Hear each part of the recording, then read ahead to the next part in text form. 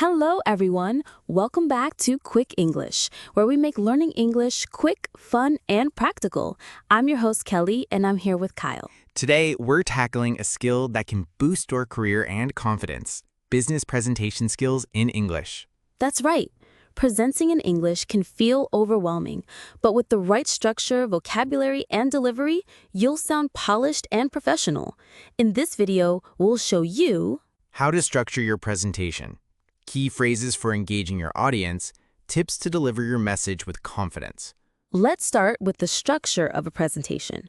A great presentation has three main parts: the introduction, the body, and the conclusion. In the introduction, your goal is to grab attention and set the stage. Start with a strong opening, like, "Good morning, everyone. Today we're discussing your topic, a subject that's vital for specific purpose." Exactly. Then introduce yourself briefly and outline what your audience can expect. For example, my name is Kelly, and in the next 10 minutes, I'll cover 3 key points about topic. Now, the body of your presentation is where the main content lives. Keep it organized. Use phrases like, "Firstly, let's discuss," or "Now, moving on to." These transitions guide your audience and keep them engaged. And don't forget to include examples, data, or visuals to support your points. For instance, you could say, according to a recent study, insert fact. This highlights the importance of your argument. Finally, the conclusion. Summarize your key points and leave a strong impression. You might say, "In summary, we've explored points. I hope this presentation has clarified how key takeaway can benefit your audience."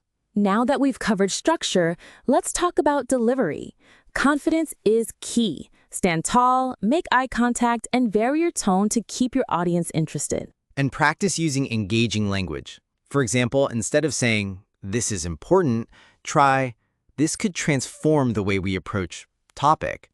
Strong and persuasive language can make all the difference. Here's a quick tip.